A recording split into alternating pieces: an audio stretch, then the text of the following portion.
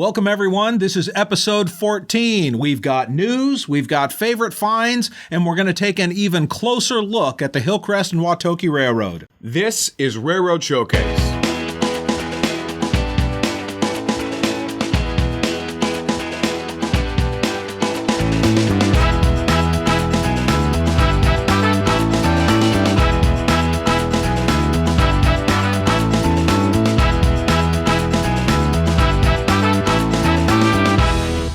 So now we return to the Hillcrest and Wautoki Railroad for a closer look behind the scenes. The Hillcrest Shops has turned into a business that not only manufactures scale and narrow gauge equipment, it also restores some of the most famous equipment in the world. I thought it was really interesting how in the description of everything, Sean mentioned that it takes 20,000 hours to do a pristine restoration of a narrow gauge engine. Well, now, of course, a lot of railroads wouldn't spend 20,000 hours. Most engines that are being restored for tourist operations or for normal museum operations wouldn't take 20,000 hours of labor to restore. But some of Sean's clients have such exacting standards that when that equipment rolls out of his shop to go back to the park, it is in better than new condition. When we started building stuff basically according to Eric's standard in 5-inch scale, 15-inch gauge, people started seeing what you do, and they'd ride the train and next, this guy would come up and say, "Where'd you buy this?" And you go, "Well, you can't. You have to build it." And so you find out that this guy has a 3-foot gauge and he's interested in somebody building him train cars, and the next thing you know, you're building 3-foot gauge. So you got a whole nother product line started. So the good news is,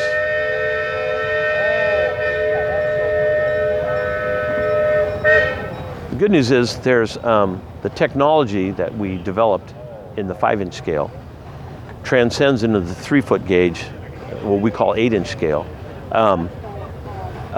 with additional engineering to make sure it all works. But it's there, and because we document everything, and create our own drawings and assembly drawings and part drawings and all that, it allows us we have a good foundation for springing into other size equipment. So we have built in 15-inch gauge, we have built in 24-inch gauge, we built in 36-inch gauge, we built in full scale. And in the meantime too, for job working, I got my engineering A contractor's license, so I can lay track in the state of California, but I can also design your tunnels and your bridges and your dams if you want one, and install them. And that has created another thing we do is track design and track installation everywhere. So we've had crews lay track as far away in America as Missouri, but all over the western United States and in other countries, Trinidad, Tobago, and get ready to go there, pretty soon Colorado. And we've laid track in standard gauge, 3-foot gauge. We've rebuilt amusement park 3-foot gauge tracks, and they were all set in concrete and stonework. And so it's been a fun progression and an interesting one. Back when all this started, if you'd have told me I was going to be doing all that, I would have said you were crazy. That's what young men are for. Look at young men work.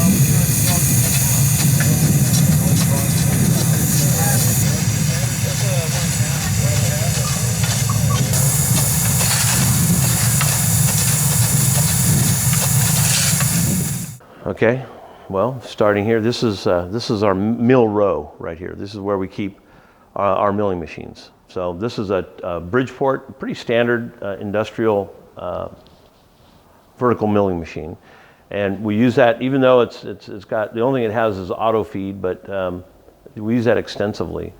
Next to it, this is a Supermax controlled by a Crusader processor. This is a 2-axis CNC. That we use a lot too, especially for production when we're doing multiple parts or pieces. Next to it, this is a Cincinnati horizontal mill, and this thing, we bought this at basically an employee auction at another business where they had bought this at an auction and didn't really want to run it. This this was within 2 other pieces that they did want. And this machine will take a 6-inch deep cut, 3/4 of an inch wide through steel at a rate of about 2 inches a minute. So it just goes through metal like you wouldn't believe. And we use this a lot for, like I said, for you got something big like a switch or a frog point. It's 2 inches thick steel and it might be 30 inches long, and we'll just go through it with this, like a table saw. This is a Mogul, a 260 in 15-inch gauge, 5-inch scale. This is being built for a customer in Colorado. And this one, this week, will have its side rods on it. Its brake rigging is in, almost completely attached now. And its engine is over here in the crate you see behind it. And this is going to be a steam outline. So this will be what we call a fake steam engine. However, it has most of the components are from real steam engines. So these are real steam cylinders, real steam chest, real steam engine driver wheels, even the suspension, the equalization, and the chassis, the driver boxes are all from real steam engines. So unlike a lot of manufacturers who kind of build things like you would somebody building a kit car or a trailer, these are actually made from steam components. So when this thing is finished, it will be, the detail on this will be, I think, pretty amazing. And it'll be a showstopper, even though it's got an internal combustion engine in it. This is Lathe Row. So this is the big lathe, and then there's 2 lathes behind it. So, and there's actually a 4th lathe outside that's covered, a big giant lathe that's actually covered in tarp right now, because it's going to go over there where the refrigerator is. We've already got the ground dug down. Like this ground goes down 4 feet deep, is compacted with rock up to 2 feet deep, and then it's solid 2 feet thick of concrete, steel reinforced to hold the weight and keep the accuracy of the machines. And so we did that at the same time over there with the refrigerators to prepare for a vertical turret lathe. And so we have the vertical turret lathe outside now. We're getting ready to bring it in, and it'll be over here. So we'll have 1, 2, 3, 4 lathes right here next to each other for turning. This engine here is in because of the fire damages in Northern California. And the engine house it was stored in got heat damage. So we brought it here, and while it was here, I wanted to make some improvements to it. So we made some changes while it was here. We took the entire floor out, all the firing quadrant, Johnson bar quadrant, and the old cast Porter base plate. There's a whole giant casting in there that has the knuckle in it that catches the drawbar. And it was worn out to 1/2 a pin diameter. So every time this engine moved, it would go donk. Take that out and then back again. And so we machined that out, machined new pins, put bearings in it, bushings in it, bolted it all back together. We get a lot of questions about that firebox door. Now the Porter, this Porter has been fueled by 3 different types of fuel in its life. Solid, and 2 of those were solid fuel, and now it's an oil-fired locomotive. So it was first a coal-fired locomotive, and then it was a wood-fired locomotive. Now it's an oil-fired locomotive. So technically, that's the wrong door to have on an oil-fire engine. However, way back somewhere, this thing cracked, and they repaired it. And you can see the rivets and the patches they put on it and all the pitting on the outside. It's just such a cool-looking door. We just couldn't bear to take it off of there. The cracks actually provide the vent and sort of the peephole that you use on an oil-fired door. And so we're able to use that. And the engine would fire more efficiently if we changed it out with an proper oil-fired door on it. But for right now, the owner loves it like that. And that door goes way back to before. This engine was owned by Ollie Johnson, famous Disney animator back in the day. And before that, it was owned by a small amusement park. And before that, it was owned by a quarry company. And we don't know when in the past, but my guess by the rivets and everything else, this thing was probably repaired in the early 1900s. The locomotive is a 1901 Porter, so it's 118 years old right now, and she still runs great. So we've made a lot of modifications to this engine, including all the controls you see here. The only original parts left in this loco, obviously the door we talked about, the water glass here with the tube is original, and the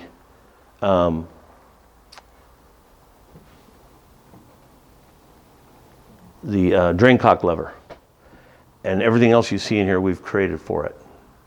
And this locomotive, what's interesting about the locomotive and its whole train is that there are no electric accommodations in here at all. So the headlight, the marker lights, The interior cab lights, the gauge lights are all oil fired. And so this engine runs with a match, not with electricity at all. And so what you see here, these things, and they're kind of a little bit tarnished now, these are the holders for the actual light fixtures. There's one there, and one down here. And part of the fireman's job is to light those. There's tiny little miniature lanterns that go inside there and actually illuminate the gauges. One of the things we added, Greg, was this overhead crane. And this thing has been a godsend. It's radio controlled, so you just hold a little thing about the size of a cell phone in your hand to run it up and down, left and right, and along the length of the shop. But this allows us, you can see how cluttered our shop is. This allows us to pick things up and go over things. So allows us to fly through the shop. So for example, we could pick up that little Lautaway engine with it and just come zinging through here and bring it to the other end of the shop without having to bring a forklift in and move everything out of its way. This next piece is a steam-powered inspection car. We built this for one customer. He said, when he's all done, he ran it one day, he goes, I think I'm gonna sell it. So when we ran it that one day up in Santa Rosa, some people saw it and said, oh, you gotta find that thing for me. And we bought this for another customer of ours. And since then, we've been modifying it and trying to make it pretty. So in a nutshell, this is what it is gonna look like. And we have here our 6 foot tall scale human on there. And we have drawings, here's a cleaner one, showing you what this thing is eventually gonna kind of be. And I'll show you how close we are to that final design. We brought it here and we've made it narrow gauge now, 3 foot gauge, with a second set of axles. So he can convert back and forth between narrow gauge and standard gauge for doing excursion runs. He also wanted it to look a lot like his other locomotives, and so he wanted the bling factor put into it. So he wanted brass bands around the radiator. He wanted the paint job to match his other locomotive and do a lot of polishing. So we actually did the bands here with the beading and stuff, like we did the Disney #1 loco, to give it that the look of a period engine, early 1900s, late 1800s kind of style, where they took craft into how they made even the brass bands. Instead of just being a flat brass band, they would roll the edges and do stuff in those early days. My smallest clients are people who have, as far as railroading goes, people who have what we call insular operations. They're only a railroad. They're only a train in a city park. They don't have a carousel. They don't have any other rides. They don't have a concession stand.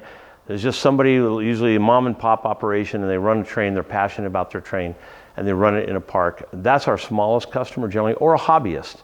We get people who have a train around their house, and it's a steam train, and they run it once or twice a year for the whole neighborhood, and they do a charity event every year and run people. Those are kind of our smallest customers, meaning smallest amount of income and smallest amount of employees and stuff. There's a bat flying around our heads right now. So the biggest customers we have are one of two types. They're either like an amusement park that has a budget, and it's run by project management. It usually is controlled by engineering, and the ultimate customer is whoever runs the train on that particular amusement park. And they have some big engines and big cars and big needs, track, locomotive rebuilds and things like that. And they tend to be good if you have estimated your costs properly, or they can bankrupt you if you've estimated your costs wrongly, because the projects involve, generally to rebuild a 3 foot gauge locomotive, we figure 20,000 man hours.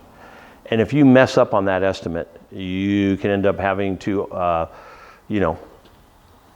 put your house in hock to pay them to build their engine instead of making money building the engine. So a lot of people wanting to get into this because they have a passion for steam and they think they can make money because of, there's a need out there. There's also a great ability to shoot yourself in the head while you're doing this. And that's the hardest part of the job, because how do you estimate what it's going to cost to overhaul a steam engine? You don't know.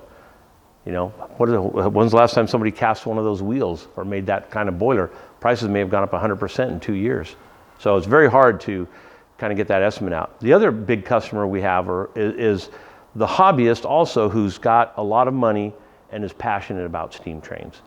And they tend to build big layouts and pay for the research and development that everybody else gets to benefit from. So we learn by building for some of these wealthy hobbyists, and we take that knowledge, and that knowledge gets passed on to the little mom and pop running the insular train in a city park somewhere.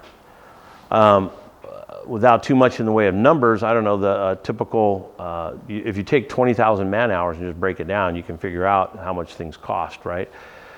But typically, 20,000, a typical person working a year is 2,000 man hours. So it takes us 10 man years to overhaul a 3-foot gauge locomotive. And by overhaul, I mean everything is new and everything is to mil spec. So the wheels are X-rayed, the cylinders are X-rayed. We don't allow occlusions or voids inside there. Everything is traceable to its origin. All the metallurgy, even the wood, traceable to its origin. Everything is done to code, including the electrical code, building codes, and stuff that are involved on the loco. That takes about 20,000 man hours, and 20,000 man hours at, let's say you're charging $100 an hour for your shop, that's $2 million, right? So you can see that overhauling a 3-foot gauge engine is not too far away from building a 3-foot gauge engine if you were to do that. And you can see why that cost is high. Another thing is you can one thing we've seen is the boiler on a steam locomotive. You want to get an idea what locomotives cost. The boiler on a steam locomotive is roughly 10% of the cost of the engine, whether that's an overhaul or the purchase price or whatever. So if you go to a guy and he says, I'll build you a new boiler for $20,000, it's probably the engine net worth of the engine's about $200,000 in general by the time you overhaul the whole thing. And we've seen that time and time again. It's a rough number, but it's a good ballpark number. If some of the big engines we've overhauled, the boilers are $200,000, and it's a 20,000 man-hour project, and the whole project costs $2 million. So it's right there in the ballpark. But those are numbers that anybody who's getting interested in this stuff can look at and go, oh, can I afford this or not? Or what am I really getting myself into? You can save some of that money if you do work yourself, but work means time. And like I tell some of my customers, you want 2 years out of my life, how much is 2 years of your life worth, and what are you willing to pay for it?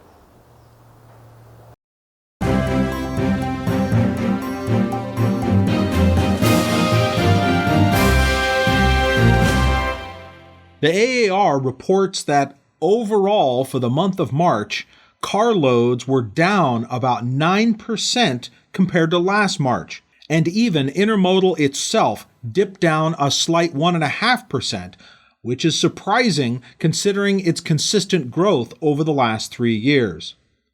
While 9% may not seem like much, it's nearly 94,000 carloads less than the year before. Coal is down a whopping 19%. Stone, sand, and gravel is down 9%, but petroleum is up by a significant 20%. Analysts aren't sure if the drop in traffic is primarily due to weather, economy, or is trade-related, but it may be a combination of all three. So, what does it take to get Amtrak to move its station across town? After more than a decade, Fort Madison, Iowa, finally completed negotiations to bring Amtrak to its historic downtown train station from the previous location. The station was built in 1868, and after some needed renovations, was ready for new use in 2011. In the beginning of April, the city finalized the arrangement with Amtrak, and will be responsible for building the new platform required. TSPR.org was able to make sense of the terms and listed them conveniently. Fort Madison will construct a passenger platform at the downtown depot, estimated to cost $1.2 million. The city will give it to BNSF, which will then lease the platform to Amtrak. Amtrak will then lease the platform back to the city for 20 years, with possible extensions, so the city is responsible for all maintenance, upkeep, and future repairs. And to think, it took them 10 years of negotiations to figure all that out.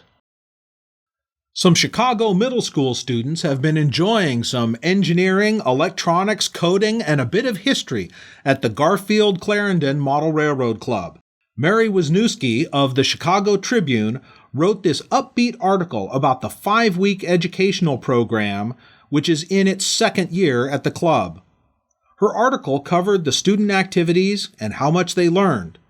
It also went into the history of the 72-year-old Model Railroad Club. Several years ago, The City of Chicago TV channel also covered the layout with these flattering shots of the layout and good interviews of the members. And when I first came to this club, I walked down to my neighborhood park and all of a sudden I was in heaven. Some people don't consider it that. My wife doesn't, but it's pretty cool. Ready to go? Everybody set? Okay, let's start right now. It's the Garfield-Clarendon Model Railroad Club. And the reason it's called that is because the club started back in Garfield Park. And it was in the building with the gold dome out on the west side for many years. And then around 68 or 69, the club was moved out and they were offered this place.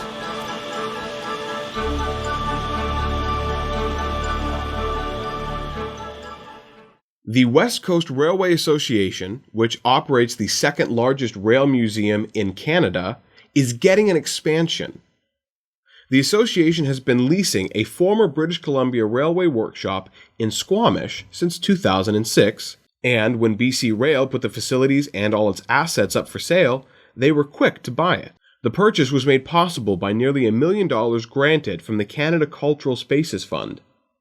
In addition to buying the facilities, another $1 million is expected to upgrade the shop, enabling year-round restoration abilities. Besides allowing the association to continue more of its preservation work, the site also includes 3 levels of office and classroom space, which the WRCA will use to hold seminars for students. Norfolk Southern just broke ground on their new headquarters being built in Atlanta, Georgia. They officially announced the project last December. They will be investing an estimated $575 million into the building. The site is scheduled for completion by the third quarter of 2021. The new headquarters will occupy just under 4 acres in Midtown Atlanta and will provide 750,000 square feet of floor space. This move is highly anticipated, not only by city officials, but by state officials as well. The governor of Georgia attended the groundbreaking ceremony. Norfolk Southern says that its relocation will have an $811 million impact on the region, bringing with it 850 new jobs.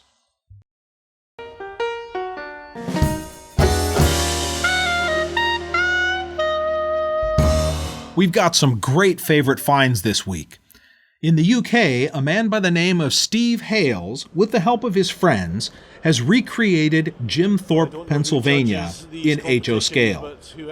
Steve lives in England, but visited a friend in Pennsylvania in the 90s. He was inspired by the town and the scenery and decided it would make a great subject model, calling the town by its old name, Mauch Chunk. Like many UK layouts, it's portable. It was recently shown at the big MONORAIL Scotland show. The layout has an incredibly accurate American feel to it, but maintains some of the hallmarks of British modeling. Instead of greatly compressing several towns into a single layout, they have focused on one town with as little compression as possible. Unscenic staging holds whole trains waiting to enter the layout. This footage was shared by show organizers Colin Ray and Michael Evans of Rainbow Railways. The presenter was professional broadcaster Mike Edwards. On the Lehigh Valley River in Pennsylvania. The town was called Mauch Chunk, which is Indian for Bear Mountain. And we're modelled in the 45-55 period, which actually was a period of a lot of poverty. But it was mainly a railroad that ran coal trains and passengers out of Jersey City. What caught my eye was the camelback locomotive. I've never seen that before. Talk us through what that is. Very unusual. Well, the problems they had a lot of anthracite coal, which was very cheap, and they were quite mean, and they wanted to burn it.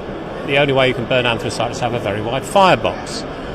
So they had these locomotives with wide fireboxes, and the drivers couldn't see past them, so they decided they'd put the cabs in front of the fireboxes. So that was why you got these very strange looking camelbacks. The drivers hated them because the driver sat with the boiler on one side and absolutely roasted up the left side. The right side was frequently frozen. The firemen stood at the back by themselves in the rain and the wind. Generally, it was extremely unpopular with the drivers. And in fact, the Federal Railroad Administration tried to ban them in the 1920s, unsuccessfully. And the Jersey Central, which is what this railroad is, carried on running them right the way through into the early 50s. And from a practical point of view, are these kits, are they ready to run? Where do you buy them in the States? Really, all of them are brass bought off eBay. Some of them we've kit bashed from commercial plastic models, but the camelbacks, that's just too hard a job. I think that's a staggering amount of work and detail, and the weathering as well. They are just beautiful, beautiful models. And the freight stock as well, brilliantly weathered, and you've got American Railways being what they are. There is so much choice. Huge variety of stock, yes. Mostly commercially available. I mean, obviously collected over a long period of time, otherwise it would have been an impossible task. But most of these are out of the box, and many of them have just been bought at shows like this one, out of the cheap box and just played around with. Yeah. And do you go to America? Well, obviously the internet's changed the world from a viewpoint of a modeler, but have you gone on reconnaissance? I chose to model this because of a trip over to the States in 1996. I visited a friend who lived near this town. We took some photos, and when we were looking to build a new layout in the early 2000s, I said, well, why don't we choose this? It's got a hill at either end, a river in the front, and some interesting buildings in the middle. Let's do that. So that's amazing. The a little idea like that turns into something as beautiful as this. Right. Well, we spent many years building this at the Merseyside Monorail Society, and then about 3 years ago I took it to Barrymore, and that has transformed it into what you see now, with trains actually running really smoothly. And how many in the club and how many here? Barrymore Club has about a dozen members, and we've got 6 people here today. We always operate with 6. Well, Steve, it is a glorious layout. I'm not surprised in the slightest that the judges chose it to be the best visitor. Fabulous layout. Thank you very much indeed. Many congratulations. Thank you. Enjoy the rest of the show, and that's it from MONORAIL Scotland 2019 for the moment, but we'll be back very shortly. The Yosemite Mountain Sugar Pine Railroad is open for the season. The Sugar Pine Railroad has been operational since 1965 and has 2 West Side Lumber Company narrow gauge shays. The 10 was built in 1928 and the 15 was built in 1913. The ride is an hour trip, which takes you over 4 miles of narrated track, where the conductor tells you of the history of the railroad and talks about the trees and animals native to the beautiful Sierra National Forest. They're open annually from April to October. So the next favorite find has to do with noise. And okay, we know trains are loud. We get it. The screeching of the wheels, the horns, the engines makes a lot of noise. And if you're not into trains, that noise can be annoying. We are sympathetic to people who have to sleep when they live near the tracks. Especially if you live in a San Jose neighborhood where they just changed the schedule of the trains to run 4 extra trains between the hours of 10 p.m. and 4 a.m. Like, we get it. If you don't love it, that could be very bothersome. But some people are a little unclear on the idea of private property, private industry.